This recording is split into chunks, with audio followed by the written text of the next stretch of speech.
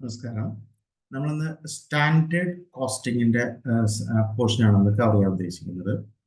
അപ്പോൾ standard costing എന്ന് പറയുന്നത് കോസ്റ്റിംഗിലെ ഒരു വൺ ഓഫ് ദ ടെക്നിക്സ് ആണ്. അത് നമ്മൾ പല ഡിസിഷൻ മേക്കിങ്ങിനും കാര്യങ്ങൾക്കൊക്കെ നമ്മൾ ഉപയോഗിക്കുന്നതാണ്. അപ്പോൾ സ്റ്റാൻഡേർഡ് കോസ്റ്റിംഗിൽ എന്താണ് നമ്മൾ ഉദ്ദേശിക്കുന്നത്? ഓക്കെ, അപ്പോൾ സ്റ്റാൻഡേർഡ് കോസ്റ്റിംഗ് എന്ന് പറയുന്ന ഒരു സിസ്റ്റം ഇംപ്ലിമെന്റ് ചെയ്യണമെങ്കിൽ നമ്മൾ ആദ്യം എന്ത് ചെയ്യണം? നമ്മളൊരു പെർട്ടിക്കുലർ ബിസിനസ്സിന് നമ്മൾ ഒരു പീരീഡ് സ്റ്റാർട്ട് ചെയ്യുന്നതിന് മുമ്പ് ഒരു ബഡ്ജറ്റ് ഒക്കെ പ്രിപ്പയർ ചെയ്യും, അല്ലേ? അപ്പോൾ ആ ബഡ്ജറ്റ് പ്രിപ്പയർ ചെയ്യുമ്പോൾ നമ്മൾ പലതരത്തിലുള്ള ബഡ്ജറ്റുകൾ പ്രിപ്പയർ ചെയ്യേണ്ട, പ്രൊഡക്ഷൻ ബഡ്ജറ്റ്, സെയിൽസ് ബഡ്ജറ്റ് എന്നിവയൊക്കെ. സോ നമുക്ക് ആ ബഡ്ജറ്റിൽ വാല്യൂസ് കിട്ടാനായിട്ട് നമ്മൾ എന്ത് ചെയ്യും? പല എസ്റ്റിമേഷൻ ഫിഗേഴ്സ് നമ്മൾ ഇൻക്ലൂഡ് ചെയ്യും. സോ നമ്മുടെ കോസ്റ്റിംഗിന്റെ മെയിൻ ഉദ്ദേശ ലക്ഷ്യം എന്ന് പറയുന്നത് കോസ്റ്റ് കൺട്രോൾ ചെയ്യുക എന്നുള്ളതാണ്. അപ്പൊ ആ കോസ്റ്റ് കൺട്രോൾ ചെയ്യണമെങ്കിൽ നമുക്ക് വെറുതെ ഒരു കൺട്രോൾ എന്ന് പറഞ്ഞിട്ട് എംപ്ലോയീസിന്റെ അടുത്തോ അല്ലെങ്കിൽ നമ്മുടെ റെസ്പോൺസിബിൾ ആയിട്ടുള്ള ആൾക്കാരുടെ അടുത്തോ പറഞ്ഞിട്ട് കാര്യമല്ലോ. അപ്പൊ നമുക്ക് എന്ത് ചെയ്യാൻ പറ്റണം? അവരുടെ ടാർഗറ്റ് എത്രയാണെന്ന് കൃത്യമായി പറഞ്ഞു കൊടുക്കാൻ പറ്റണം. സോ സ്റ്റാൻഡേർഡ് കോസ്റ്റിംഗ് എന്ന് പറയുന്ന ടെക്നിക്ക് നമ്മൾ ഇംപ്ലിമെന്റ് ചെയ്യുമ്പോൾ എന്ത് ചെയ്യണം? ആദ്യം നമ്മളൊരു സ്റ്റാൻഡേർഡ് സെറ്റ് ചെയ്യണം. ഓക്കെ, അപ്പോൾ ഒരു സ്റ്റാൻഡേർഡിൽ നമുക്ക് എന്ത് ചെയ്യണം? ഒരു സ്റ്റാൻഡേർഡ് കോസ്റ്റിംഗ് എന്ന് പറയുന്ന ഒരു സിസ്റ്റം ഇംപ്ലിമെന്റ് ചെയ്യണമെങ്കിൽ ഫസ്റ്റ് ഓഫ് ഓൾ നമ്മൾ എന്ത് ചെയ്യണം?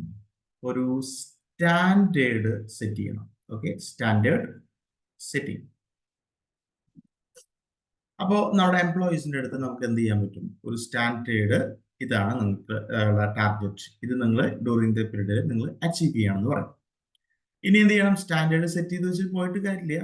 ഈ പറയുന്ന സ്റ്റാൻഡേർഡ് ഇവരിത് അച്ചീവ് ചെയ്യുന്നുണ്ടോ, അല്ലെങ്കിൽ നമ്മുടെ പെർഫോമൻസ് ഈ സ്റ്റാൻഡേർഡ് പ്രതീക്ഷിച്ചത്ര വരുന്നുണ്ടോ എന്നുള്ളത് ചെക്ക് ചെയ്ത് നോക്കണ്ടേ? അപ്പൊ ചെക്ക് ചെയ്ത് നോക്കണമെങ്കിൽ എന്ത് വേണം? ഇവരുടെ ആക്ച്വൽ പെർഫോമൻസ് നമ്മൾ എന്ത് ചെയ്യണം? മെഷർ ചെയ്യണം. ഓക്കെ, അപ്പൊ ആക്ച്വൽ പെർഫോമൻസ് മെഷർ ചെയ്ത് കഴിഞ്ഞാൽ നമ്മുടെ കയ്യിൽ നിന്നുണ്ടായി ഇവർക്ക് എത്രയാണ് നമ്മൾ സ്റ്റാൻഡേർഡ് അല്ലെങ്കിൽ ടാർഗറ്റ് ഇവർക്ക് കൊടുത്തിട്ടുള്ളത്, ആ ടാർഗറ്റ് അച്ചീവ് ചെയ്യാനായിട്ട് ഇവര് എത്രയാണ് ഇവരുടെ ആക്ച്വൽ പെർഫോമൻസ്. സോ നമ്മുടെ കയ്യിൽ രണ്ട് വാല്യൂസ് ഉണ്ടാവും, സ്റ്റാൻഡേർഡും ആക്ച്വൽ പെർഫോമൻസ്. ഇനി എന്ത് ചെയ്യണം? നമ്മൾ കമ്പയർ ചെയ്യണം. ഏതിനേക്കാ കമ്പയർ ചെയ്യണം? Standard versus actual performance. അപ്പോൾ കമ്പയർ ചെയ്തു. ഫോർ എക്സാമ്പിൾ, ഇപ്പൊ നമ്മൾ എന്താ സെറ്റ് ചെയ്തത്? ഒരു പ്രൊഡക്റ്റ് നമുക്ക് ഉണ്ടാക്കണം. ആ പ്രൊഡക്റ്റ് ഉണ്ടാക്കണമെങ്കിൽ നമുക്ക് ഒരു പ്രൊഡക്റ്റ് ഉണ്ടാക്കാൻ 10 കിലോഗ്രാം മെറ്റീരിയൽ വേണം. ഇതാണ് നമ്മുടെ പ്രൊഡക്ഷൻ ലേബറുകാർക്ക് നമ്മൾ കൊടുത്തിട്ടുള്ള സ്റ്റാൻഡേർഡ്. ഒരു പ്രൊഡക്റ്റ് ഉണ്ടാക്കണമെങ്കിൽ 10 കിലോഗ്രാം മെറ്റീരിയൽ വേണം. അപ്പൊ ഇതാണ് നമ്മുടെ എന്ത് സ്റ്റാൻഡേർഡ് സെറ്റ് ചെയ്തത്, 10 കിലോഗ്രാം. ഇനി ഇവര് ഇത് ആക്ച്വലി പ്രൊഡ്യൂസ് ചെയ്തപ്പോ എത്ര കിലോഗ്രാം ഉപയോഗിച്ചു? 12 കിലോഗ്രാം, 12 കിലോഗ്രാം. അപ്പൊ നമ്മൾ എന്ത് ചെയ്തു? ഈ 10ഉം 12ഉം തമ്മിൽ കമ്പയർ ചെയ്തു, 10 കിലോഗ്രാം വെസ് 12 കിലോഗ്രാം. അപ്പൊ നമുക്ക് എന്ത് കിട്ടി? 2 കിലോഗ്രാം ഇവര് കൂടുതലായിട്ട് ഉപയോഗിച്ചു എന്ന് മനസ്സിലായി, അല്ലെ? അപ്പൊ ഈ 2 കിലോഗ്രാം എന്ന് പറയുന്ന ആ ഒരു സംഭവം 2 കിലോഗ്രാം കൂടുതൽ ഉപയോഗിച്ചു. അപ്പൊ ഇതിനെ നമ്മൾ പറയുന്നതാണ് വാരിയൻസ്. എന്താ പറയാ? വാരിയൻസ്. അപ്പോ സ്റ്റാൻഡേർഡും ആക്ച്വൽ പെർഫോമൻസും നമ്മൾ കമ്പയർ ചെയ്തിട്ട് നമ്മൾ എന്ത് കണ്ടുപിടിക്കണം? Find out variance. Okay, find out variance. അപ്പൊ നമ്മൾ 10 കിലോഗ്രാം വരും എന്നുള്ളതാണ് നമ്മുടെ പ്രതീക്ഷ ഉണ്ടായിരുന്നത്. അപ്പൊ മെറ്റീരിയൽ കോസ്റ്റ് 10 കിലോഗ്രാമിന്റെയാണ് നമുക്ക് വരുള്ളൂ എന്നാണ് നമ്മൾ വിചാരിച്ചിരുന്നത്. പക്ഷേ നമ്മൾ എന്ത് ചെയ്തു? 12 കിലോഗ്രാം ഉപയോഗിച്ചു. അപ്പൊ 2 കിലോഗ്രാമിന്റെ കോസ്റ്റ് കൂടില്ലേ? അപ്പൊ നമ്മുടെ കോസ്റ്റ് കൂടി കഴിഞ്ഞാൽ എന്തിനെ എഫക്ട് ചെയ്യത്? നമ്മൾ ഉദ്ദേശിച്ച പ്രോഫിറ്റിനെ എഫക്ട് ചെയ്യും. അപ്പോ നമ്മുടെ 2 കിലോഗ്രാമിന്റെ കാശ് നമ്മുടെ എക്സസ് വന്നു. ഓക്കെ, അപ്പൊ നമ്മൾ ഈ പറയുന്ന 2 കിലോഗ്രാം കൂടുതൽ ഉപയോഗിച്ചു എന്ന് പറഞ്ഞിട്ട് നമ്മൾ അങ്ങനെ തന്നെ പോവരുത്. എന്ത് ചെയ്യണം? എന്തുകൊണ്ടാണ്? ദാറ്റ് മീൻസ് ഇനിയും നമ്മൾ എന്ത് ചെയ്യും? പ്രൊഡക്ഷൻ ചെയ്യാൻ പോവാണ്. അപ്പൊ വീണ്ടും ഈ 2 കിലോഗ്രാം എക്സസ് കൂടുതലായിട്ട് ഉപയോഗിച്ചു കഴിഞ്ഞാൽ നമ്മുടെ കോസ്റ്റ് എന്ത് ചെയ്യും? കൂടിക്കൊണ്ടിരിക്കും. അപ്പൊ നമ്മൾ എന്ത് ചെയ്യണം? ഈ വാരിയൻസ് കണ്ടുപിടിച്ചു കഴിഞ്ഞാൽ എന്ത് ചെയ്യണം? നമ്മൾ അതിന്റെ റീസൺ കണ്ടുപിടിക്കണം. എന്താണ് റീസൺ ഫോർ വാരിയൻസ്? ഓക്കെ അല്ലേ? റീസൺ ഫോർ വാരിയൻസ്, അതായത് നമ്മൾ ഈ വാരിയൻസ് ഇവിടെ കണ്ടുപിടിച്ചു കഴിഞ്ഞാൽ രണ്ട് തരത്തിലുള്ള വാരിയൻസ് ആണ് നമുക്ക് ഉണ്ടാവുക. ഫേവറബിൾ ആയിട്ടുള്ള വേരിയൻസും അഡ്വേഴ്സ് ആയിട്ടുള്ള വേരിയൻസ്.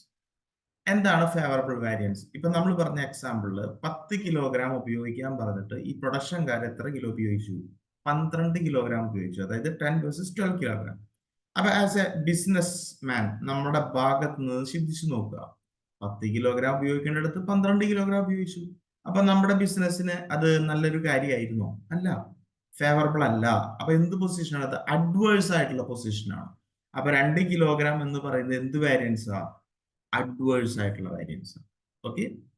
പിന്നെ നേരെ തിരിച്ചായിരുന്നെങ്കിൽ നമ്മൾ 12 കിലോഗ്രാം ആണ് നമ്മുടെ സ്റ്റാൻഡേർഡ് സെറ്റ് ചെയ്തത്, പക്ഷെ നമ്മൾ ഉപയോഗിച്ചത് 10 കിലോഗ്രാം. ക്ലിയർ അല്ലേ? അപ്പൊ ഉപയോഗിച്ചത് 12 കിലോ, സോറി, സ്റ്റാൻഡേർഡ് 12 കിലോഗ്രാം, ഉപയോഗിച്ചത് 10 കിലോഗ്രാം. അപ്പൊ നിങ്ങളൊന്ന് ആലോചിച്ച് നോക്കിയേ, നിങ്ങളുടെ ബിസിനസ് ആയിരുന്നെങ്കിൽ 12 കിലോഗ്രാം ഉപയോഗിക്കേണ്ട സ്ഥാനത്ത് 10 കിലോഗ്രാം ഉപയോഗിച്ചു. അപ്പൊ നമ്മളെ സംബന്ധിച്ചിടത്തോളം കോസ്റ്റ് കുറയും അല്ലെ? അപ്പൊ അതെന്ത് വേരിയൻസാ? Favourable variance. അപ്പോ നമ്മൾ സ്റ്റാൻഡേർഡ് സെറ്റ് ചെയ്തു, ആക്ച്വൽ പെർഫോമൻസ് മെഷർ ചെയ്തു, then compare with standard and actual variance കണ്ടുപിടിച്ചു. ആ വേരിയൻസ് അഡ്വേഴ്സോ ഫേവറബിൾ ആവാം. Whether it is adverse or favourable variance നമ്മൾ എന്ത് കണ്ടുപിടിച്ചേ മതിയാവൂ? Reason for variance. എന്തുകൊണ്ടാണ് ഈ വേരിയൻസ് ഉണ്ടായത്? ക്ലിയർ അല്ല? അപ്പോ റീസൺ പലതാവാം. എന്തൊക്കെയാവാം റീസൺ? നമ്മുടെ പ്രൊഡക്റ്റിന്റെ റോ മെറ്റീരിയൽ, ഉപയോഗിച്ച റോ മെറ്റീരിയൽ ക്വാളിറ്റി ഉണ്ടായിരുന്നില്ല.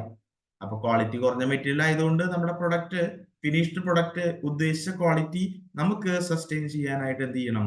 നമ്മൾ ഈ 2 കിലോഗ്രാം കൂടുതൽ ഉപയോഗിക്കേണ്ടി വന്നു.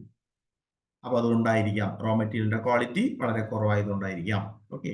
അല്ലെങ്കിൽ എന്തുണ്ടാവാം? നമ്മുടെ മെഷീനറീസ്, ഉപയോഗിക്കുന്ന മെഷീനറീസ് ഇടയ്ക്കിടയ്ക്ക് നമുക്ക് ഇങ്ങനെ ബ്രേക്ക് ഡൗൺ ആവുകയാണ്. അപ്പൊ ബ്രേക്ക് ഡൗൺ ആവും തോറും നമ്മുടെ മെറ്റീരിയൽ ഇങ്ങനെ വേസ്റ്റ് ആയിട്ട് പോവുകയാണ്. അപ്പൊ അതുകൊണ്ടായിരിക്കാം നമുക്ക് കൂടുതൽ മെറ്റീരിയൽ ഇങ്ങനെ ഉപയോഗിക്കേണ്ടി വന്നിട്ടുണ്ടാവുക. അല്ലെങ്കിൽ ചിലപ്പോ നമ്മുടെ പുതിയ ഫ്രഷേഴ്സ് ആയിരിക്കും ലാബേഴ്സ്. അപ്പൊ നമ്മൾ ഉദ്ദേശിച്ച രീതിയിൽ അവർ മെറ്റീരിയൽ കൈകാര്യം ചെയ്യുന്നില്ല, ഒരുപാട് വേസ്റ്റ് വരുന്നുണ്ട്. ദാറ്റ്സ് വൈ നമ്മൾ 2 കിലോഗ്രാം കൂടുതൽ ഉപയോഗിച്ചത്. ക്ലിയർ അല്ലേ? അപ്പോ പല പല കാരണങ്ങൾ കൊണ്ട് നമുക്ക് ഈ വാരിയൻസ് ഉണ്ടാവാം. അപ്പൊ അടുത്ത് നമ്മൾ എന്ത് ചെയ്യണം? Reason for variance. ഇനി വാരിയൻസ് കണ്ടുപിടിച്ചു. വാരിയൻസ് കണ്ടുപിടിച്ച് എന്ത് ചെയ്യണം? ഇനി റീസൺ കണ്ടുപിടിച്ച് ആ റീസൺ ഇനി നമുക്ക് എന്ത് ചെയ്യാതിരിക്കണം? റിക്കർ ചെയ്ത് വരാതിരിക്കാനുള്ള പരിപാടികൾ നമ്മൾ നോക്കണം. അപ്പൊ റീസൺ നമ്മൾ എന്ത് ചെയ്യണം? ഈ റീസൺ റിപ്പോർട്ട് ചെയ്യണം. ആർക്ക് റിപ്പോർട്ട് ചെയ്യണം? To the top management. അപ്പൊ അവര് അതിനുള്ള സൊല്യൂഷൻ നമുക്ക് പറഞ്ഞു തരും. കാരണം നമ്മൾ ഒരു കോസ്റ്റിംഗ് ഡിപ്പാർട്ട്മെന്റ് ആണ് ഇത് ചെയ്യുന്നുണ്ടാവുക. സോ ഈ പറയുന്ന എല്ലാ റീസണും കോസ്റ്റിംഗ് ഡിപ്പാർട്ട്മെന്റുകൾക്ക് എന്ത് ചെയ്യാൻ പറ്റില്ല? പരിഹരിക്കാൻ പറ്റില്ല.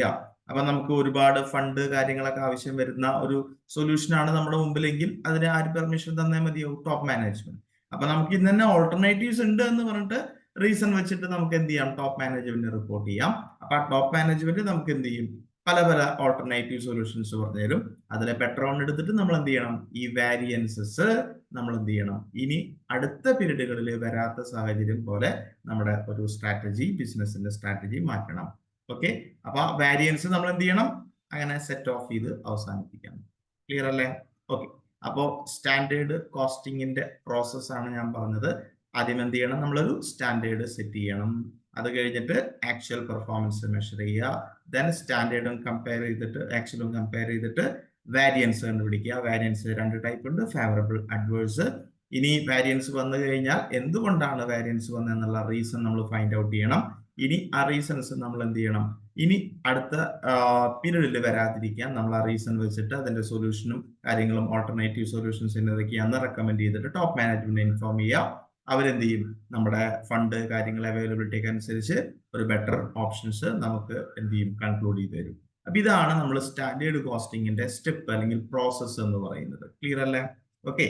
അപ്പോൾ ഈ സ്റ്റാൻഡേർഡ് കോസ്റ്റിംഗിൽ നമ്മൾ ഈ പ്രോസസ്സ് ചെയ്ത് കഴിഞ്ഞാൽ നമ്മൾ ഇവിടെ എന്താണ് ചെയ്യാൻ പോകുന്നത്? ആസ് അക്കാദമിക് പോയിന്റ് ഓഫ് വ്യൂല് നമ്മൾ ഈ വാരിയൻസ് ഫൈൻഡ് ഔട്ട് ചെയ്യുന്നു പറഞ്ഞല്ലോ. ഈ വാരിയൻസ് ആണ് നമ്മൾ ഇവിടെ കണ്ടുപിടിക്കാൻ പോകുന്നത്. ക്ലിയർ? ഓക്കെ.